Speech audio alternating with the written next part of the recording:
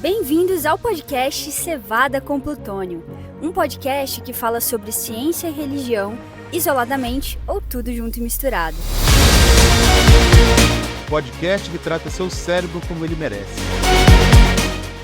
Olá, tudo bem com vocês? Bem-vindos a mais um episódio do podcast Cevada com Plutônio. Episódio de número 37 agora, começando, e nós estamos aqui com os nossos dois comentaristas mais famosos do Brasil, Ednardo Ferreira e Thiago Vicente. E hoje nós vamos dar uma notícia, nós já gravamos podcasts em vídeo, você pediu e nós atendemos. Os podcasts Cevada com Plutônio, alguns deles pelo menos, nós teremos a participação especial de convidados, dos nossos comentaristas também, hosts, locutores, mas vamos fazer isso por meio de vídeo, então você vai poder nos conhecer aí pelas imagens aí do YouTube e você vai continuar recebendo o áudio também nos streams de áudio, tá certo? Aqueles podcasts de vídeo você vai receber também o áudio e aí você não perde nenhum episódio do Cevada com Plutônio, mesmo que você não possa assistir naquele momento, mas a gente recomenda fortemente que quando saírem esses episódios aí, estiverem publicados, você também, escute o áudio, mas também dê uma espiadinha lá para acompanhar o vídeo, deixar seu comentário também.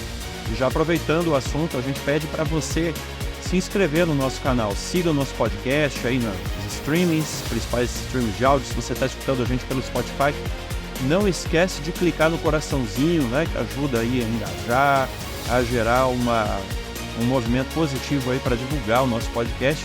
Se você está escutando a gente pelo YouTube, também se inscreva no nosso canal Cientistas Adventistas, deixa o seu like aí também e deixa seus comentários. Se você quer fazer um pedido, uma sugestão, se você discorda de alguma coisa que foi falado, não tem problema nenhum. Você fazendo a sua discordância com respeito, embasado em fatos, em argumentos sólidos, isso vai deixar a gente muito feliz aí com a sua argumentação, tá certo?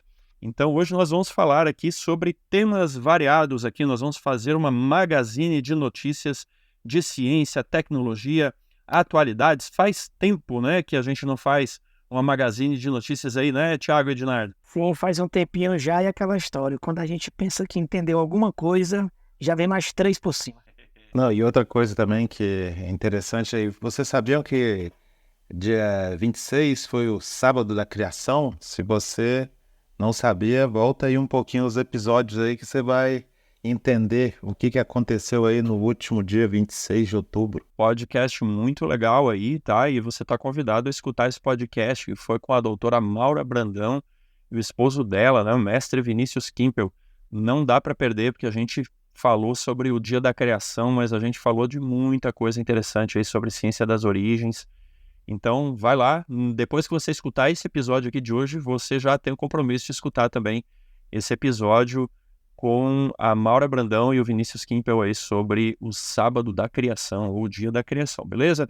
Hoje, as notícias que nós trouxemos aqui para bater um papo legal com você, nós vamos falar sobre um museu do Egito, caríssimo aí, que acabou de ser inaugurado, e também, na esteira desse assunto, vamos falar aqui sobre o busto de Nefertiti. O que essa importantíssima celebridade do passado tem de tão especial aí para causar esse frisson mesmo hoje e em 2024. Depois disso, nós temos um bafão de diários até então desconhecidos do famosíssimo Nobel de Física Albert Einstein. Foram descobertos e publicados esses diários, e ali nós podemos entrar na mente, nas opiniões mais secretas e profundas do nosso grande maluco, da língua de fora, aí, do cabelo engraçado, e a gente vai descobrir que ele emitiu opiniões bastante controversas sobre o Brasil e seus habitantes nativos. Vamos ver aí que o nosso físico ele tinha umas opiniões pessoais um pouquinho diferente daquelas que ele falava aí para o mundo, quando estava dando suas entrevistas. Quem vai estar comentando com a gente aí vai ser o Ednardo, esse tópico bem inflamado, então fica de olho e de ouvidos, fica de ouvidos aí no nosso podcast, mas não acaba por aí, porque depois nós vamos falar um pouquinho sobre um asteroide aí que já é famoso, já foi visitado aí por nós terráqueos, e esse asteroide pode ser a chave para a descoberta de uma hipotética quinta força fundamental da física. E a gente vai descobrir como isso pode acontecer, caso exista essa força mesmo, e como os cientistas querem observar esse asteroide para trazer um pouco mais de luz sobre os grandes mistérios do universo. E, na sequência, então, fechando o nosso podcast hoje, nós vamos falar aqui sobre o domo do Telescópio Magalhães, tá certo que está sendo construído, mas esse domo já está pronto, foi inaugurado agora em outubro, ou foi concluído agora em outubro, né? Porque lá eles não fazem aqui que nem no Brasil, que inaugura 38 vezes a mesma obra, né? Para ganhar votos. Então não é a inauguração, é a conclusão do domo do grande Telescópio Magalhães aí. Depois nós vamos falar um pouquinho sobre ele. Então, muito bem, nós vamos começar a pauta aqui falando sobre a inauguração desse museu do Egito, né? Ednardo, o que tem de novidade aí? Quanto é que custou esse museu? E vale a pena a gente dar um pulinho lá para fazer uma visita? Tá seguro para ir para o Egito lá? E era isso mesmo? O Egito está investindo uma grana preta aí para trazer a história antiga para as pessoas, ou pode ter algo mais, talvez, aí por baixo dos panos, aí outros interesses? Bem, vamos lá. O Egito já é um lugar superlativo, né? Já é um lugar que eu tenho muita vontade de conhecer, mas muita mesmo. Todo esse mundo, né, bíblico, digamos assim, eu tenho uma vontade de conhecer. E já não bastasse as pirâmides, uma cultura milenar, literalmente milenar, mais de 5.000 anos de história registrada, né? Então já bastasse tanto em riqueza histórica e cultural, ele, talvez para celebrar tudo isso, criaram, né, vou até ler a matéria aqui exatamente da BBC, Tesouros Jamais Vistos, as imagens de novo museu no Egito, inaugurado após investimento de $1 bilhão, tá? É interessante reprisar um pouco que já no ano passado já teve uma grande cerimônia de inauguração desse museu, né? Foi uma questão de Estado mesmo, tá? Não foi um empreendimento, digamos, sim, sempre é um empreendimento interessante dessa envergadura, mas eu posso dizer que é um empreendimento nacional, tá? Como é que eu diria? É um empreendimento realmente do Estado do Egito, tá? Do Estado, da nação egípcia, e muito mais do que esse dinheiro, né? Muito mais do que o museu, ele é um símbolo, né, de prestígio para o Egito, né? Alguns analistas políticos explicam que muito mais do que apenas um museu para turista ver, é uma afirmação do Egito enquanto nação, né? Enquanto uma questão histórica, né? Como quem diz, olha mundo, eu não estou aqui há 100 anos, há 200 anos, estou aqui há 5.000 anos, assim, enquanto vocês ainda estavam, né, sei lá, morando em cabanas, enquanto vocês ainda estavam caçando, né, no meio do mato aí, a gente já tinha uma civilização montada. Enquanto vocês estavam ainda querendo atravessar o Strait Bering, né, esperando congelar. Isso. Enquanto vocês ainda estavam tentando descobrir como é que funcionava para colher alguma coisa, plantar, né? E a gente já estava construindo pirâmide nessa época, né? Então a gente tinha uma civilização gigante. Então é o tipo de empreendimento que... Até por sinal teve um cachorro que subiu lá no topo da pirâmide, né? Eu acho que a pirâmide de Kelp, se eu não estou enganado, e aí o drone fotografou ele lá, né? Eu não sei o que o cachorro foi fazer lá. Diriam os supersticiosos que seria Anubis, né? Essa é das boas. Então, assim, esse museu certamente vale muito a pena visitá-lo. O Egito também está, além de ter muita peça própria, ele também está no movimento de recuperar algumas peças e trazer de volta para o Egito, até para a exposição, peças importantes, né? Então, enfim, além de um museu que certamente vai ser uma visita obrigatória, né? Assim como tem o famoso Museu de Londres, né? O Museu de Arte lá de Nova York, você tem museus do Louvre. Então, esse museu vem para ser um museu nesse quilate, né? Com a diferença, claro, que vai ter uma pegada histórica, tá bom?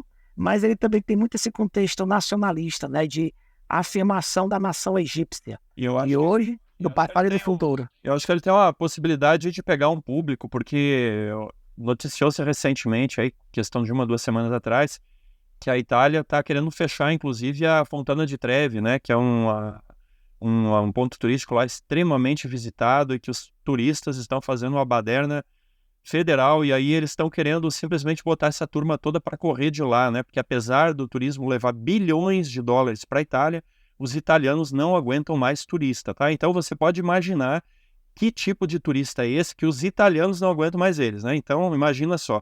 Então quem sabe o Egito pega uma parte dessa turma aí, né? E vai ver, o pessoal que vai ver lá coisas da época romana, né? Que não é o caso da Fontana di Trevi, mas enfim, Aí quem sabe já direciona esses turistas aí para o Egito, né, para ver essas coisas aí. E esse museu aí parece que saiu um pouquinho caro, né, Ednardo? Você tem noção aí do que foi investido aí para fazer a abertura desse empreendimento? A matéria que fala de US$ 1 bilhão, tá? Que, sinceramente, eu achei barato. Quando eu penso que o estádio de Brasília custou o mesmo valor, praticamente, né? Custou, em valores de hoje, uns 3 bilhões de reais, né? Então, eu tô achando até barato, tá?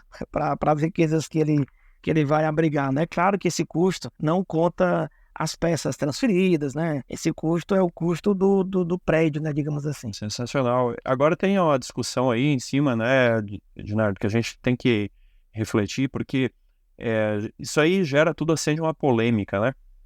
A gente tem essa questão desse patrimônio histórico, né, cultural da nação egípcia, né? Sem dúvida nenhuma são peças aí de valor inestimável, né, que estão expostas aí, porque eu acho até difícil você estimar o valor de uma peça que tem 4.000 anos de idade, né? Alguma coisa aí que foi esculpido, foi moldada aí 2.000, 3.000 anos antes de Cristo, talvez até antes, né?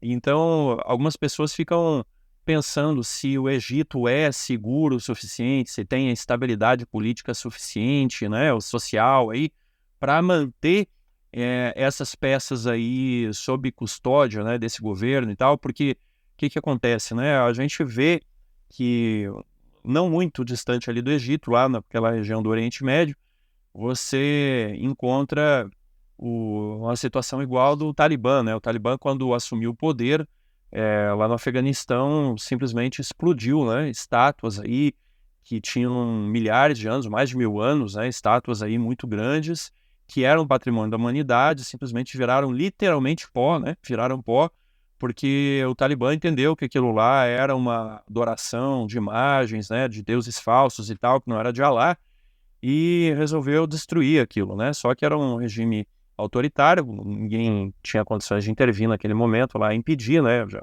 tinha mais o que se fazer. E a gente viu aí pela televisão aquela cena assim que foi realmente de doer o coração, né? Vendo aquelas estátuas aí, independentemente qual que era a destinação delas, né? Aí pensando do ponto de vista cultural, histórico, arqueológico, né? Simplesmente virando poeira. Eu tô pegando esse caso aqui, que é um caso extremo, não tô querendo comparar o Egito com o Talibã, né? Longe de mim fazer isso, porque realmente não teria sentido. Mas é para exemplificar a importância de você, quando você tem tesouros que não são só do povo egípcio, mas são da própria humanidade, né? Você tem essa preocupação em mantê-los seguros, né? E acessíveis ao público, né? De uma maneira ordeira, de uma maneira que preserve, né, esse patrimônio, que incentive a difusão do conhecimento e tal. E alguns questionam realmente, né? Existe um movimento aí de reclamar peças, né, que estão espalhadas aí por museus da Europa, principalmente, para que essas peças sejam devolvidas para o Egito. Algumas delas já foram, né, inclusive devolvidas para o Egito, mas isso aí gera uma polêmica, gera uma discussão, né, porque nós temos um outro lado também, né, nós temos o lado aí da herança cultural, né, do povo egípcio, daquela região, daquela etnia. Então eu queria que você discutisse um pouquinho com a gente aí, como é que a gente deve encarar, que preocupações que devemos ter nesse sentido aí também relacionados a esse museu.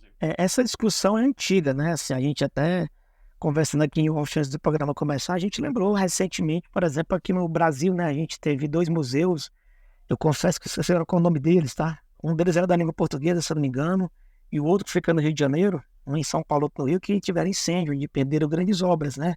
Então alguém pode acusar o seguinte, tá vendo? Vocês não têm capacidade, né? Que é um argumento que foi usado por muito tempo. Não, a gente não pode devolver essas obras porque ele está bem guardadinho aqui no Louvre, está bem guardado no Museu de Nova York, está bem guardadinho no Museu de Londres, mas como o Alex lembrou em off também, a Catedral de Notre Dame, que também tinha algumas relíquias, obras de arte, incendiou também poucos anos atrás, né? Mas essa questão tem essa discussão... Só contribuindo, tá, Ednardo, foi o incêndio no Museu Nacional no dia 2 de setembro de 2018. Isso, Museu Nacional, onde havia várias peças únicas, né? Peças únicas e raras, né? O pessoal da biologia vai explicar melhor o que é, mas, por exemplo, parêntese, né? Sempre que uma espécie é descoberta, se eu não me engano, as 5 primeiras 10 animais daquela espécie, eles são empalhados e guardados. E eles são usados dali em diante, pelo resto da vida, da eternidade, digamos assim, para servir de referência para outros biólogos catalogar a espécie. E foram perdidas essas espécies, várias delas, né? Mas, enfim, então tem essa discussão da capacidade, né, de um país países em desenvolvimento de cuidar de peças, como o Alex falou, da humanidade inteira. Por outro lado também, há uma discussão também nacionalista, né, dos nacionalismos, que é o seguinte: puxa, a gente não tem mais que ser tutelado por vocês, né? A gente, como um país, como é que eu vou dizer, é maioridade, né? É um símbolo também de maioridade cultural, política, né, dos países. Então tem essa discussão grande no mundo inteiro hoje. Vários países estão cobrando de volta, né, especialmente dos países europeus que fizeram maior essa caçada, os Estados Unidos menos um pouco, de repatriação de obras, né, e até partes de corpos humanos, tá, como já aconteceu antes. Mas é uma discussão bem longa e ela vai muito além apenas de uma peça que você, turista, vai ver ali no vidro, né, por trás de um vidro, né. Ali tem toda a discussão extra, né, cultural, histórica e especialmente política, né. É uma questão de afirmação, né, de um povo, de uma cultura, de uma etnia, né? Então, se às vezes a gente acha que isso pode ser um pouco de exagero, basta a gente lembrar que nós, brasileiros, a gente se orgulha, né, de que a gente é conhecido no exterior por causa do futebol, né? Então, esses símbolos aí, por mais singelos aí que possam parecer, eles têm muito valor para uma cultura, para um povo, né? Então, realmente ali a questão da Catedral de Notre Dame foi em abril de 2019, ou seja, cerca aí de 6, 8 meses depois aqui do incêndio no Rio de Janeiro. Eu confesso assim que eu pensei, né, que vergonha mundial, né? Um dos maiores museus, se não o maior, o mais completo museu aqui do Brasil, reduzido a cinzas aí por negligência, descuido e tal, como depois as investigações mostraram, né? E aí, questão de menos de um ano depois, Notre Dame, né? Notre Dame pega fogo. Notre Dame ainda que tem um valor estimado, ainda um cálculo muito maior. E como a gente discutia, né, Ednardo e Thiago, aqui a gente está falando aí de um país do G7, né? Não é só um país rico, é um país, é uma das principais potências mundiais. Então, isso aí realmente é uma discussão boa, né? Uma discussão aí para a qual nós não temos uma resposta, mas fica desses dois lados, né? Assim, primeiro deles, será que o Egito tem condições de cuidar desse patrimônio da humanidade, né? Por outro lado, a gente também entende que é o direito de um povo, que é a cultura, que é a herança deles, né? Então, a gente, assim como o Brasil também não gostaria, né? E a gente tem muita história em cima da questão da Amazônia internacional, aquela questão, né? A gente não quer ver a nossa Amazônia sendo compartilhada aí por nenhum outro país. Talvez o cidadão egípcio também tenha essa mesma preocupação, né? Ele não quer ver os tesouros dele lá expostos em museus que foram aí levados, né, saqueados aí do território deles aí nos séculos passados. Mas temos aí um outro segmento aí também, que é com Nefertiti, né, Thiago? O que a gente tem aí de novidade dessa Nefertiti para nós aí, para a gente complementar essa discussão? Então, Alex, Ednardo, uma reportagem aqui do Stuart Brown, aqui no Deutsche Welle, que vem discutir, né, essa questão do busto de Nefertiti, né, se ele deve ficar na Alemanha ou no Egito. E da mesma forma aí que está bem ligado aí essa questão aí do Museu do Egito aí que a gente está falando, umas curiosidades que a gente pode trazer aqui. Você estava falando sobre questão assim, de valores, de peças, de valores inimagináveis. Esse busto da Rainha Nefertiti, ele é datado de 3.370 anos atrás, aqui, até na reportagem fala isso. Ele é avaliado em 400 milhões de euros. Se você fosse comparar aí com esse museu aí do Egito, que custou 5,6 bilhões de reais, transportando esses 400 milhões de euros para os reais aqui, daria 2,47 bilhões de reais. Então, assim, só esse busto de Nefertiti pagaria 1/3 desse museu. E ele entra bem nessa discussão aí que vocês já estavam tendo, né, da questão da soberania do país, dessa questão assim de se aquilo é da humanidade, né, a gente gosta muito desse patrimônio da humanidade, quem é que tem o poder assim de cuidar disso, né, quem seria o responsável. E nessa reportagem é interessante porque a discussão fica nisso, né? Se um busto desse, da Nefertiti, de 400 milhões de euros, que não é valioso agora, é valioso há muito tempo, se ele foi se ele fosse realmente entregue, né, do Egito para a Alemanha, será que não teria tido nenhuma troca? Como assim? Os países, alguns países são muito bonzinhos, né? O Egito deu o busto da Nefertiti para a Alemanha, a Índia, né, deu o Koh-i-Noor, aquele diamante Koh-i-Noor para os ingleses. Então, a discussão assim, maravilhosas, né, Thiago? Sem nenhum tipo de ameaça, nenhum tipo de coação, né? Não, e eu fico... E quando eu leio isso aqui, eu fico até constrangido, porque Alex, Ednardo, vocês nunca me deram presentes tão valiosos assim, né? Mas você pode vir aqui em casa, né, com a arma, apontar para mim e escolher o presente que você quer, que foi mais ou menos isso que aconteceu lá, né? Pô, que velho. E a gente entende isso. São discussões complicadas sobre passado, quem é responsável pelo erro do ancestral ou de tudo. Nós sabemos que isso é complexo. E essa discussão, igual a gente estava antes aqui de gravar, né, é uma discussão complexa, né? Fica aquela ideia de que nós temos países, e claramente mais estáveis, né, que é na Europa, mas temos os países que são donos realmente dos objetos, e essa questão de fica ou volta são questões que vai se passando os anos, são discussões que vão ter que ser levadas mais a sério. Principalmente que eu fiquei até pensando, a gente, naquela conversa nossa, pensei, será que não podia ter um aluguel, né? Se o busto da Nefertiti está lá na Alemanha, a gente entende que de alguma forma aquilo traz um lucro ou alguma vantagem para o país. Ele deveria, então, dividir essa vantagem com o detentor. Então, são situações complexas que eu vejo que vai ser importante, né, ao longo dos anos, o mundo fazer essa discussão. Cada vez mais vão aparecer essas questões, né, principalmente ligadas a museus europeus, né? Eu já vi até alguns jornalistas falando, né, que se fosse para devolver, os museus acabariam, né? Mas tem que, de alguma forma, tentar chegar no mínimo no meio termo disso. Eu até lembro essa questão da Amazônia aí que o Ednardo comentou.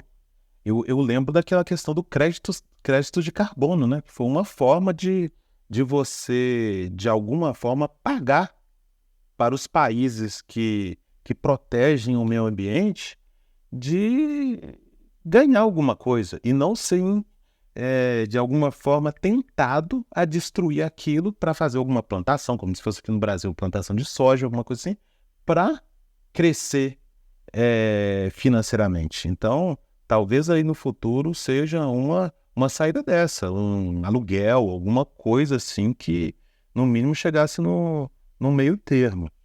Eu não me surpreenderia, Thiago, se isso já está acontecendo, tá? Porque eu lembro aí quando deu aquele problema lá, né, com a questão do aumento do desmatamento da Amazônia e tal, que os países da Europa se revoltaram e tal. Aí que eu descobri, né, que na realidade eles já estavam pagando, né, eles já mandavam aí um bom dinheiro aí para o Brasil, a título de fundos aí de preservação da Amazônia, etc e tal, né. Então, tipo, é coisa às vezes que a gente não fica sabendo, não se dá muita divulgação, até que realmente aconteça um problema, né. Agora eu acho que é justo, sim, né, é justo, a gente precisa pensar, né, que isso aí, apesar de ser patrimônio da humanidade, de qualquer forma também é um patrimônio cultural daquele país, né, enfim, que representa essa herança histórica, né, étnica, cultural toda rica aí, né. Mas então, olha, tá uma boa dica, né, para você não sabe onde passar suas férias, você pode comprar uma passagem para o Egito, né, e aí você pode ir lá visitar o busto da Nefertiti, você pode visitar o novíssimo museu, né, que foi inaugurado aí ao custo de $1 bilhão. Só toma cuidado para não ir muito pro lado, que tem ali pertinho do Egito, tem uma zona bem complicada ali, né? E tem bastante gente ali fazendo bastante confusão ali naquelas imediações. Mas então, fechando, né, o nosso momento histórico, arqueológico, cultural, ainda nessa temática, né, do país, do colonialismo e aquela visão, né, que a gente já tem bastante conhecimento, né, do europeu frente aos países em desenvolvimento, etc. e tal. E Ednardo, tivemos uma notícia aí bombástica, né, sobre o diário publicado de Einstein, né, o diário pessoal aí que ele guardava para si e compartilhava aí com a família, aqueles amigos mais íntimos aí. Parece que foi descoberto ou foi redescoberto, né, e alguém resolveu publicar. O que nós temos aí de interessante sobre a mente, os pensamentos, as ideias de Albert Einstein, especialmente com relação ao Brasil? Eu vou pegar aqui a matéria também da BBC. O título é: Em visita ao Brasil, Albert Einstein diz que brasileiros eram fofinhos e compara o povo a macacos. Tá? Para quem não sabe, Einstein, no começo do século, né, ele fez visitas pelo mundo todo, era um conferencista, palestrante, e ele chegou a passar para o Brasil também. Né? E nessa semana que ele ficou no Brasil, novamente ele tinha seu diáriozinho, né, fazia suas anotações, era uma coisa muito típica, né, de antigamente, né? Antigamente ninguém tinha Facebook, Instagram, nem Twitter, nem nada, né? Então as pessoas faziam suas considerações e anotavam ali. E por todo canto que ele passava, ele deixava mais suas opiniões, né? E é interessante porque ele escreveu esses comentários e eu já tinha lido alguma coisa sobre isso um tempo atrás. E ele também se incomodou muito com a visita do Brasil, porque do ponto de vista científico, ele era muito mais digamos assim, muito mais um popstar, né? Do que necessariamente alguém a ser admirado pelo trabalho, né? Então, ele fez vários comentários jocosos, esse dos macaquinhos é o mais interessante, e a polêmica que deixa puxa, todo mundo em torno do Einstein, além da genialidade da física, ele sempre se posicionou contra a guerra em vários momentos, então ele foi um homem considerado pacifista, né? Apesar de também ter contribuído de alguma maneira com a guerra com a bomba atômica, mas isso é outra questão ética, né? Mas, enfim, esses comentários, obviamente, não são comentários nem um pouco lisonjeiros quanto a nós, mas eu acho que o debate que fica, né, pelo menos do meu ponto de vista, não é tanto o que ele falou ou deixou de falar. Mas eu acho que a coisa mais interessante é a gente separar o homem público, né, o homem cientista, a contribuição que uma pessoa, um homem e uma mulher deixam para a humanidade e seus lapsos, suas falhas, suas limitações enquanto pessoa, né? E está cada vez mais difícil, ainda mais época que todo mundo está com a vida escancarada, né? Você separar a pessoa, né? A obra dela de suas qualidades, de repente até de suas virtudes também, né? É interessante sim, porque a gente está vivendo uma época, né, que por causa das redes sociais as pessoas estão expondo a sua privacidade. Mas na nossa era, até aquelas pessoas que não tinham redes sociais, né, digitais, pelo menos na época delas, estão com a vida escancarada agora também, né? Graças aí aos meios de comunicação e à dedicação aí de muitos pesquisadores que vão realmente escavar a fundo, né, esses detalhes, aí, esses assuntos mais marginais, e acabam descobrindo coisas muito interessantes ou pelo menos muito polêmicas, que é o caso do Einstein, né? E essa situação aí, Ednardo, eu estava acompanhando também a pauta, né, que quando vocês mandaram alguns dias atrás aí para a gente estudar, e parece que vai mais longe, né, as opiniões controversas do Einstein. Tem uma foto dele lá na Fundação Oswaldo Cruz, né, com cientistas lá e tal. E ele escreveu nesse mesmo diário que o calor, né, na opinião dele, o calor e a umidade poderiam ter um efeito deletério sobre a inteligência, né, das pessoas que moravam, né, nesses países aí mais tropicais. E parece que ele teve uma anotação, alguma coisa nesse sentido aí enquanto esteve no Brasil, né?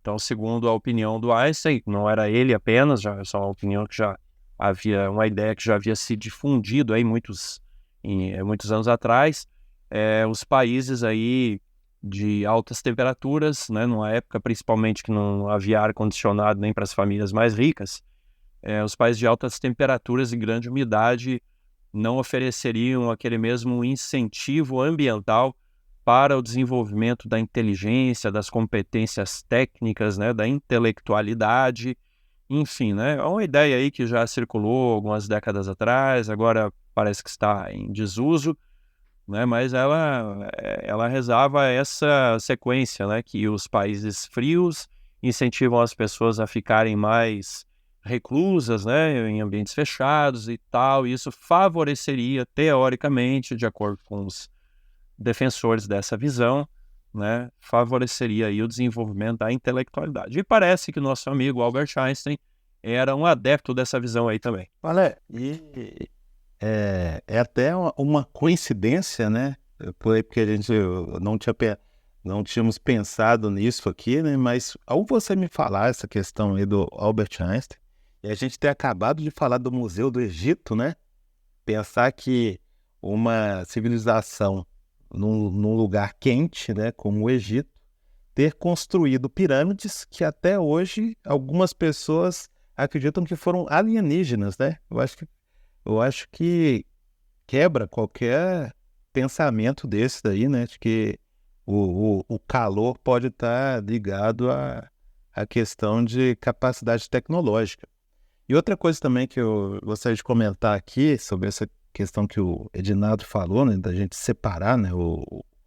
O ser humano, né? A questão moral dele, ou a questão daquilo que ele faz. Até me lembra da Bíblia, né? Gênesis capítulo 4, né? Se você for dar a entender lá em Gênesis capítulo 4 que eram os descendentes de Caim que eram os mais tecnológicos, né? Então, assim, uma coisa é você seguir a pessoa moralmente ou seguir aquilo que ela faz. Não estou nem falando, assim, do Einstein, né? Mas de que, às vezes, a gente não se surpreender de que mentes brilhantes podem não ter um caráter tão brilhante. A gente pode pegar inúmeros exemplos, né, Thiago, trazendo apenas 2 deles nessa linha do que você falou. Você pega aí, por exemplo, Oppenheimer, né, que tem um filme, inclusive, que foi lançado aí recentemente sobre ele, aí, né, pegando o gancho da bomba atômica aí, que o Ednardo já deixou quicando aí alguns minutos atrás. Oppenheimer era realmente uma figura importantíssima, né, para o projeto Manhattan, etc. e tal, ali, né, para todo, digamos assim, que ele teve um papel decisivo aí, se não na vitória, pelo menos no encurtamento da Segunda Guerra Mundial. Enfim, eu tinha uma vida pessoal completamente bagunçada, né, e realmente estava enrolado, né, até o pescoço aí em questões aí de questões morais, vamos chamar assim, né. E outro caso também um pouco mais antigo, né, para a gente dar uma diversificada, era o próprio filósofo David Hume, né. David Hume era realmente até hoje, um pensador extremamente influente, né, faz uma contribuição aí com a filosofia da ciência, etc. e tal, mas ele era uma pessoa, sabidamente, do ponto de vista moral, com os seus severos desvios, né. Então, o que a gente quer dizer é que, logicamente, esses pensamentos do Einstein não deslustram toda a genialidade no campo da física, né, a história aí de superação dele, que a gente sabe, né, que ele vem de uma origem muito modesta, muito improvável, e ao mesmo tempo a gente também, por isso, não coaduna, né, não compartilha aí com essas opiniões, aí vamos chamar até racistas mesmo, né. Agora, a questão a gente tem que tomar bastante cuidado, porque todos nós, né, temos opiniões, as nossas opiniões, aquelas que a gente fala em público, aquelas que a gente não fala em público, e não é porque a gente seja hipócrita, é porque tem coisas realmente que não cabe, né, a gente ficar alardeando aí os 4 ventos, né. O livro de Provérbios já diz que o tolo descobre o seu coração, né, para as pessoas. Então, a gente também não deve se surpreender, porque se a gente pudesse escutar as ideias verdadeiras aí de muitas pessoas públicas, né, que hoje a gente tem aí quase que num patamar de idolatria, eu tenho certeza absoluta que a gente tomaria muitas decepções, né, e muitos sustos aí até com aquilo que as pessoas efetivamente pensam e fazem, né? A gente tem que lembrar que na própria Bíblia também, né, quando a gente vai naquela lista, por exemplo, dos heróis da fé, olha, praticamente todos eles têm algum podre bem complicado, né, para contar, né? Então, eu acho uma coisa interessante na experiência humana, quando a gente pensa, quando a gente pega os defeitos, né, os problemas que as personalidades têm, se por um lado decepciona, alguém até já falou que é o seguinte, cara, nunca queira ficar muito próximo dos seus ídolos, tá? A chance de você se decepcionar é absurda, né? Mas por outro lado, eu gosto de pensar assim, imagina, essa pessoa foi quem foi, apesar dessas limitações dela, né? E a gente também tem que lembrar que o Einstein, todas as pessoas que a gente conhece, inclusive nós mesmos, somos muito frutos de nosso próprio tempo, né? Então a gente não pode esquecer que nós somos frutos de nosso tempo. Então a gente tem que tentar considerar, né, essas coisas e, ok, é uma falha, foi uma falha grave, uma má visão de mundo para algumas coisas, e é isso aí. A humanidade é feita de um monte de gente falha que acaba contribuindo com alguma coisa. E sabe-se lá Deus como o Espírito Santo consegue juntar esse monte de coisas boas que a gente produz e entregar alguma coisa melhor, né? Apesar de um monte de falha, acaba dando certo. Eu lembro muito de um sketch dos Trapalhões, quando era criança, que é o seguinte: o Didi tá fazendo um prato, tá na cozinha, e ele pega um monte de ingrediente, ele faz uma bagunça danada, joga farinha para um lado, frango no outro, ele faz uma bagunça tremenda na cozinha, né? Tá tudo uma porcalhada. E ele joga tudo dentro bota na panela e joga dentro do forno. Quando termina a sketch, ele tira o forno de dentro e o prato tá perfeito. Sabe-se lá como, o prato ficou uma delícia, ficou maravilhoso, né? Então, no fim das contas, o Espírito Santo vem trabalhando muito nisso, né? Pega um monte de gente falha, que produz um monte de coisas complicadas, mas também produz muita coisa boa e acaba, no fim das contas, tá dando certo até agora, né? Estamos aqui ainda, né? Só 2 pontos aí que a gente precisa deixar claro, né, para quem está nos ouvindo.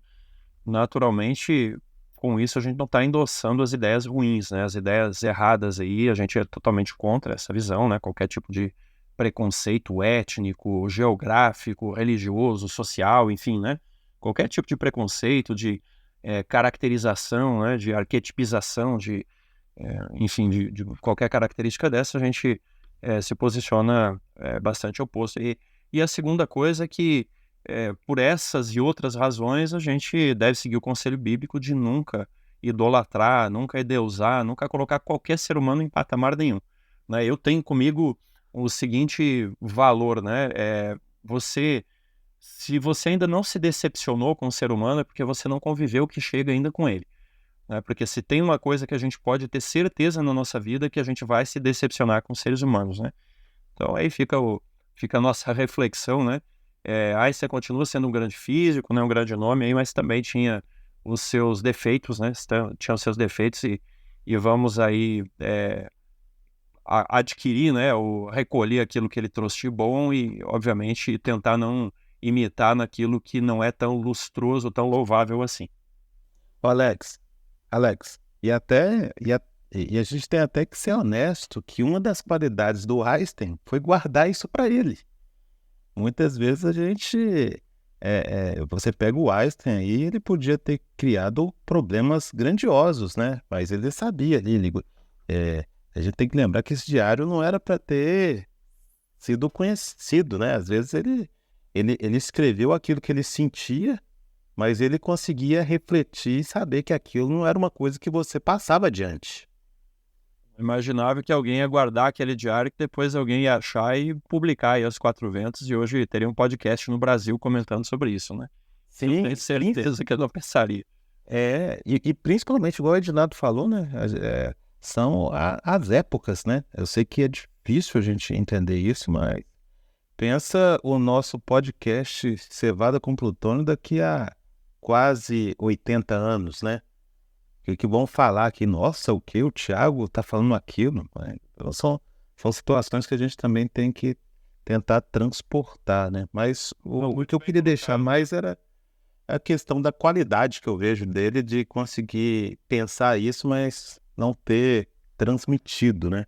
Lembrando que não foi ele que transmitiu isso, né? Alguém que pegou ele. Talvez a ideia do Einstein fosse queimar isso um dia e deixar. E a gente tem que pensar também que as pessoas mudam de opinião, né? A gente não sabe exatamente se ele morreu com essas ideias aí, depois que ele escreveu, né? Então a gente também tem que deixar sempre essa porta aberta. Lembrando que ele poderia, né? Ele teria todo o direito de jogar do outro lado, né? Ele poderia ter feito a bomba atômica para a Alemanha, né? Na Segunda Guerra, e não para os Estados Unidos. Então imagina só o que teria dado, né? Enfim, né? Enfim, deixemos aí essas questões históricas aí para a história julgar, né? E depois aí para o juízo divino também fazer as suas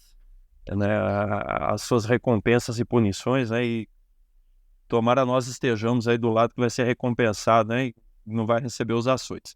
Agora, Mudando, né, um pouco o teor agora do nosso podcast, vamos partir para duas notícias mais tecnológicas, né? Vamos sair um pouco do campo da história, das ciências sociais, né, das questões mais humanísticas aí, mas vamos agora mudar para a questão de astronomia, de astronáutica, de física e etc, né?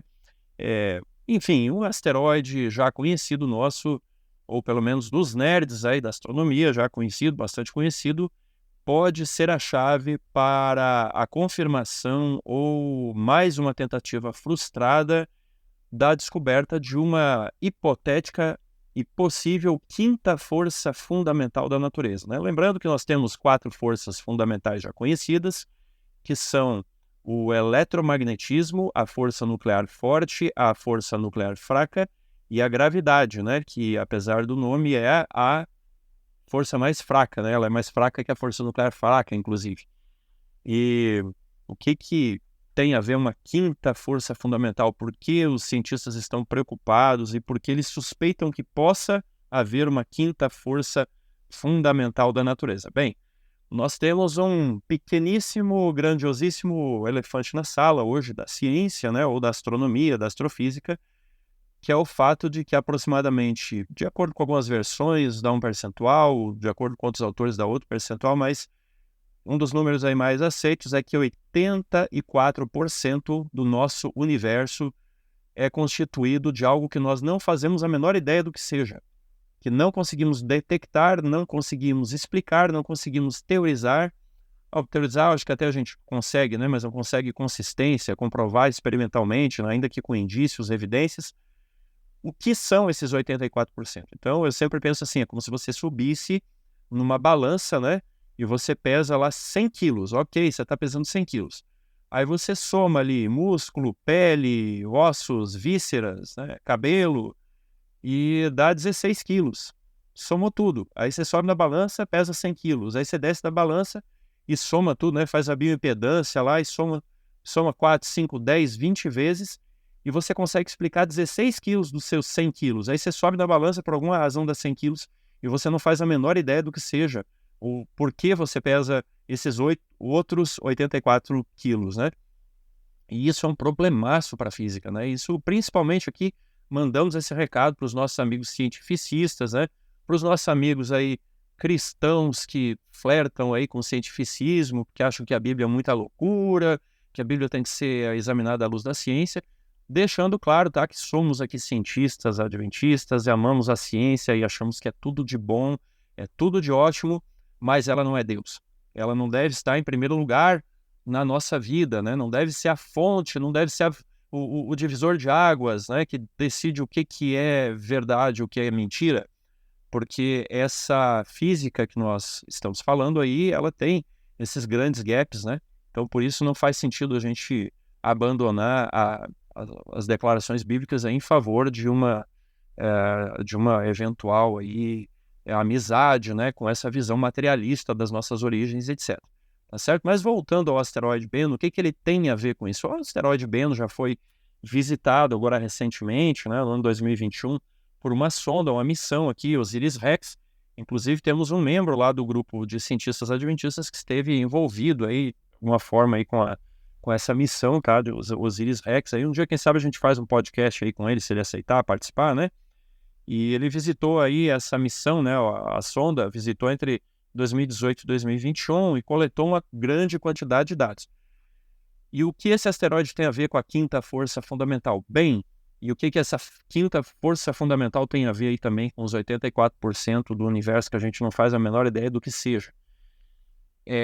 Esse asteroide, pelo fato de ter sido visitado por sondas, pelo fato de estar sendo acompanhado já há muitos anos, né, pelos astrônomos, astrofísicos, se tem uma quantidade muito grande de dados sobre esse asteroide. Se sabe com grande precisão qual é a órbita desse asteroide, quais são os períodos aí todos envolvidos, né, as medidas geométricas aí de órbita, etc. e tal. Então, se tem um conhecimento muito preciso, se consegue predizer com uma grande precisão, né, com um grande grau aí de acurácia, uma baixa margem de erro, qual vai ser o movimento desse asteroide aí na sua jornada em volta do nosso Sol, ok? E como esse asteroide aí, quando ele faz esse período, né, de translação aí em torno do astro-rei do nosso sistema solar, ele vai percorrer aí algumas centenas de milhões de quilômetros, né? Acontece com a Terra também. Ao longo desses milhões de quilômetros é possível medir, então, os pequeníssimos desvios que podem acontecer com esse asteroide, ok? E os cientistas esperam que, fazendo previsões muito acuradas e fazendo medições muito acuradas também do movimento desse asteroide Bennu em torno do Sol, qualquer desvio do asteroide dentro daquilo que havia sido previsto pode representar, então, a atuação dessa quinta força fundamental da natureza, que ninguém sabe, ainda repito, né, ninguém sabe se de fato existe, né? Essa força aí, ela poderia, então, estar ligada com a matéria escura. Estando ligada com a matéria escura, ela poderia ser finalmente a prova derradeira, né, de que existe uma matéria escura, né, que influencia o campo gravitacional das galáxias aí, e explica o comportamento que hoje não pode ser explicado, certo?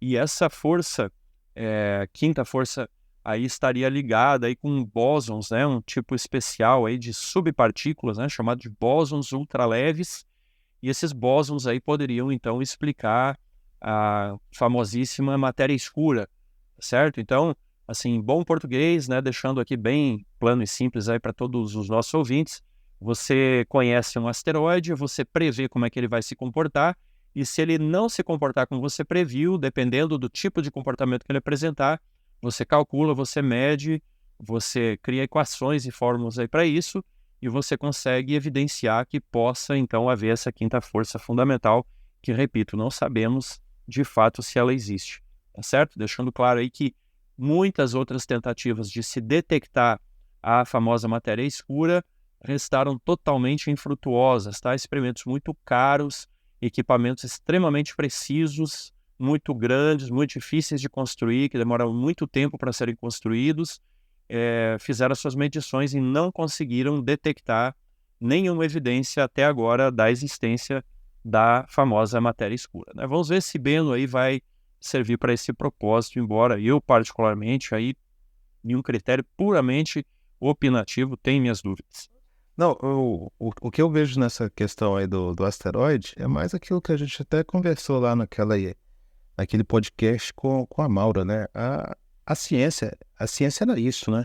A ciência, grande parte da ciência, você analisa aquilo e tenta, de alguma forma, interpolar aqueles dados que você tem e aglutinar todas as informações que você tem em um teorema, né? Em uma lei. Então, assim, eu vejo como extremamente saudável, principalmente para nós cristãos aqui, né? Eu vejo que a ciência fazendo ciência, né? De realmente vendo as coisas e tentando entender com aquilo que você tem. Então, por isso que qualquer inferência da ciência, ela é saudável quando você entende as limitações da ciência. Completamente. Quando a gente descobre alguma coisa, né, quem é da área acadêmica sabe que quando o seu experimento não conseguiu chegar no objetivo que você imaginou que chegaria, isso em si já é um valor, né, porque você já descobriu algo que não funciona. E isso tem, às vezes, tanto valor para a ciência quanto você descobrir algo que funciona, né? Então, assim, dentro do seu experimento, você não encontrou o resultado esperado, isso vai agregar conhecimento científico. Então, nada contra, eu acho que é sensacional, né? Isso aí é uma coisa aí, se Bennu não mostrar aí a elusiva matéria escura, isso já é um ganho, né? Com certeza é um ganho para a ciência. A nossa observação aqui tão somente não é em relação à ciência, mas ao cientificismo, né? Que é quando nós assumimos a ciência como uma religião, o materialismo como uma verdade filosófica máxima, né? Ou seja, de que aquilo que a gente consegue calcular, experimentar, teoretizar e explicar de alguma forma com os nossos olhares humanos, isso sim é verdade, né? E aquilo que, por exemplo, a palavra de Deus coloca, nós aí entendemos que é de um campo metafórico e não deve ser levado em pé de igualdade aí com outras fontes de verdade aí para o ser humano, tá tá certo? Mas isso é tema aí para um outro podcast.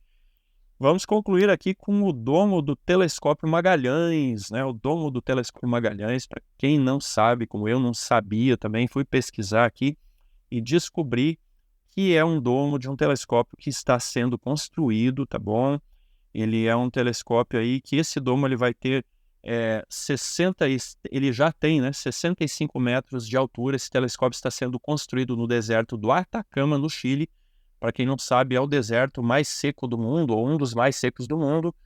Grandes altitudes proporcionam uma visão maravilhosa das estrelas pela atmosfera ser fina, seca, né, e pouco turbulenta comparado com outros lugares do mundo, tá certo? E por que esse telescópio é tão importante? Bem, esse domo aí, ele é uma das maiores estruturas mecânicas do mundo. Ele pesa mais de 5.000 toneladas. 5.000 toneladas. E ele vai abrigar, então, né? Ele tem portas de 46 metros, então você pode imaginar aí um prédio aí de pelo menos uns 13 andares, né? 13, 14 andares. E é o tamanho da porta dele, né? E 65 metros, então, aí seria um prédio aí de aproximadamente aí 21, 22 andares. E o telescópio em si, o telescópio tem 25 metros de altura, né? Que é equivalente de um pouco mais de um prédio aí de 8 andares, tá certo? E esse telescópio Magalhães, ele deve entrar em operação no início dos anos 2030. O Brasil participa desse empreendimento. O Brasil faz parte do consórcio, a FAPESP, investiu aí 50 milhões de dólares para que o Brasil tenha uma participação também nesse projeto, né, do telescópio Magalhães. O telescópio Magalhães, só para você ter uma ideia, ele vai ter uma resolução maior do que a do telescópio Hubble, né? Lembrando aí que depois que o Hubble foi lançado ao espaço, aqui na Terra mesmo se descobriram novas técnicas, aí se desenvolveram novas técnicas de se neutralizar o movimento da atmosfera da Terra e fazer com que eles tenham virtualmente a mesma resolução, a mesma capacidade de um telescópio espacial, ou quase isso, né? Em algumas situações específicas, tá certo? Então, esse telescópio vai incorporar as mais modernas tecnologias, tá certo?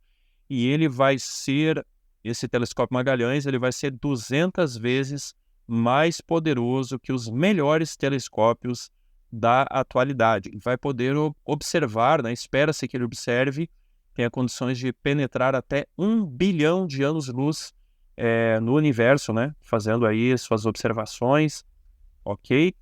Claro que não se compara aí com o telescópio James Webb, né? Que já está no espaço aí já há cerca de 1 ou 2 anos atrás aí, que foi lançado, está no ponto de Lagrange, a cerca de 1,5 milhão de quilômetros da Terra. Mas o James Webb é outro bicho, né? Ele trabalha num outro tipo de sistema, ele trabalha aí com ondas infravermelhas aí do espectro luminoso. Eu vou até fazer uma pergunta aqui, tá? A pessoa da astronomia aqui do grupo é mais você mesmo, Alex. Então me explica aí para que saber o que está acontecendo lá daqui a 1 bilhão de anos-luz. O pessoal não tem o que fazer, não? Explica aí para que serve isso. Rapaz, é uma pergunta difícil de se responder, né? Porque eu, primeiro, não sou astrônomo, eu sou metido. Eu tenho um telescópiozinho aqui, inclusive hoje chegou a minha buscadora aqui, que eu comprei da China, né? Que a minha estava estragada, chegou uma novinha funcionando aqui. Assim que o clima aqui em Brasília permitiu, eu devo voltar a fazer minhas observações. E assim que o tempo permitir, né? O tempo, não o clima, o meu tempo permitir também, que eu acho que é o principal detrator. Olha, tem muitas e muitas e muitas razões aí para a gente observar o universo. O primeiro delas é que é fantástico, é incrível, né? Assim, é uma coisa assim que a gente fica todo embasbacado quando a gente olha, pelo menos, né? Eu e alguns outros nerds aí da astronomia. É fantástico a gente olhar a natureza, a criação, né? E olhar essas estrelas, esses objetos astronômicos. A gente aprende muito e vê como o universo é complexo, como ele é poderoso, né? E como nós somos insignificantes diante disso tudo. Agora, quando nós olhamos, né, tão distantes assim, nós estamos olhando também no passado. Então, por exemplo, se esse telescópio efetivamente alcançar, né, a previsão aí de olhar 1 bilhão de anos de distância, de anos-luz, né, está olhando também 1 bilhão de anos no passado. Então, a gente está olhando o universo como ele era 1 bilhão de anos atrás, né? O James Webb já faz isso com muito mais profusão, mas ainda assim a gente vai ter experimentos muito bons aí. E esse tipo de telescópio também vai permitir a gente pesquisar, né? Os cientistas aí vão poder, com esse telescópio também, buscar sinais de vida em outros planetas, né? E uma série de outras questões. Aprender um pouquinho mais como é que funciona o cosmos, né? Alguns tipos específicos aí de objetos astronômicos. Então, um telescópio desses, eu estava lendo a respeito aí alguns dias atrás, um desses telescópios, ele gera aí petabytes de dados por noite, né? Que são enviados para os Estados Unidos para processamento. Então, eles geram uma quantidade absurda de dados, né, que depois é processada por algoritmos, aí, por ferramentas de inteligência artificial, para se descobrir novos objetos, né? Por meio dessas técnicas aí, por exemplo, estão tentando descobrir o famoso nono planeta, que não é mais Plutão, né? O planeta aí elusivo lá nos confins do sistema solar, e descobrir também outros, por meio dessas observações, né? É possível também se detectar cometas e asteroides aí que estão aí bastante distantes da Terra, mas que eventualmente também possam estar em rota de colisão com o nosso planeta, tá certo? Então, assim, muitas razões poderíamos dar, mas assim, se queremos uma razão bem mundana mesmo, é que, de repente, um telescópio desse pode descobrir algo que esteja em rota de colisão com a Terra, né? Não sei se vai dar tempo de a gente fazer alguma coisa, se a gente vai ter condições para isso, vai pelo menos dar tempo aí da gente fazer oração bastante, aí se arrepender dos pecados antes que chegue o bicho. E, Alex, e até complementando aí o que você falou, mas, ô Ednardo, o que eu tenho aqui, até achei aqui na internet, é que em 2023, né, a NASA, ela trouxe lucro para os Estados Unidos. Depois eu vou até pesquisar aqui, depois a gente poderia até ver alguma coisa disso aí, mas não sei como é que eles ganham dinheiro, né? Mas a NASA, no ano de 2023, trouxe lucro para os Estados Unidos. Não, vou esticar um pouco também a conversa aqui também, né? A gente tem que lembrar, já que a gente estava falando do Einstein, né? A teoria da relatividade dele, outras teorias que ele também trabalhou, algumas delas foram confirmadas, inclusive, com observações feitas lá na minha terra, no Ceará, né? Lá em Sobral, na cidade de Sobral. Então, chegou a ter aquela história de curvatura do Sol e tal. Então, assim, entender como funciona o universo também tem aplicação aqui na Terra, por exemplo, né? A gente não teria, por exemplo, GPS ou até celulares não funcionariam se não tivesse um domínio razoável da teoria da relatividade, né? Se não tivesse isso, por exemplo. Então, além de tudo isso que o Alex falou, a gente também, entendendo melhor o universo na escala macro, também ajuda a entender o universo na escala micro e, obviamente, na hora que você começa a entender como é que as pecinhas funcionam, fica mais fácil trabalhar com elas também, né? Sem dúvida nenhuma, muito bem colocado, Ednardo. As aplicações são inúmeras, tá? Aquilo que a gente acha que às vezes é um desperdício de dinheiro, um exercício aí de vaidade de algum cientista, tem aplicações aqui mesmo na Terra, né? A gente tem alguns exemplos clássicos aí daquilo que foi desenvolvido na era espacial que nós usamos todo dia. Aqui, por exemplo, a panela de Teflon, né? O Teflon foi desenvolvido para ser usado no espaço. Né? O velcro também, né? Que a gente usa aí tão comumente aí em jaquetas, tênis, etc. e tal, também foi desenvolvido aí para o programa espacial e depois teve aplicação prática, né? E sem contar essas pesquisas aí puras que acabam depois, algumas vezes, encontrando aplicação prática, como você citou, né? Não fosse muito bem colocado, não fosse a teoria da relatividade, seria impossível hoje a gente ter um GPS útil, né? Alguma coisa que a gente pudesse usar. É justamente por essas teorias aí que o Einstein desenvolveu, né? Do espaço-tempo, da curvatura do espaço-tempo, que a gente consegue inserir isso nos algoritmos aí dos satélites GPS e consegue fazer a calibragem para que a gente tenha uma precisão aí de cerca de 1 metro, né? Dentro do sistema do GPS aí. Então é isso, né? Apoie, se empolgue, compartilhe as pesquisas aí sobre astronomia, astrofísica, porque isso com certeza é mais do que uma curiosidade, sim algo que pode trazer muitos benefícios para nós humanos aqui no nosso planeta Terra. Tá certo? Então é isso, meus amigos. Fizemos aí um giro, né? Uma magazine aí de notícias tecnológicas, espaciais, aí também sociais, históricas, arqueológicas.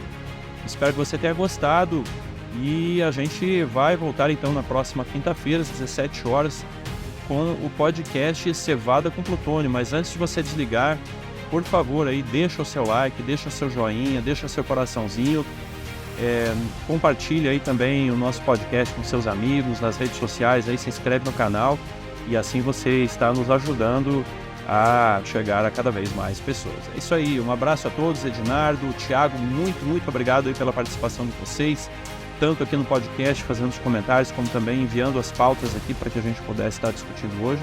Interessantíssimas, agregaram muito, brigadão aí para vocês e um grande abraço para você que nos ouviu e até a próxima quinta-feira então no podcast Cevada com Cultor. Tchau. Se você gostou deste episódio, assine gratuitamente nosso podcast no Spotify, Amazon, Apple e se inscreva no nosso canal no YouTube. É só procurar por podcast Cevada com Plutônio nos streams de áudio ou Cientistas Adventistas no YouTube, Instagram, Facebook e X. E compartilhe com seus amigos. Assim você nos ajuda a chegar a cada vez mais pessoas. Aviso! O Movimento de Cientistas Adventistas é um ministério de apoio que não possui vínculo jurídico ou administrativo com a organização da Igreja Adventista do Sétimo Dia.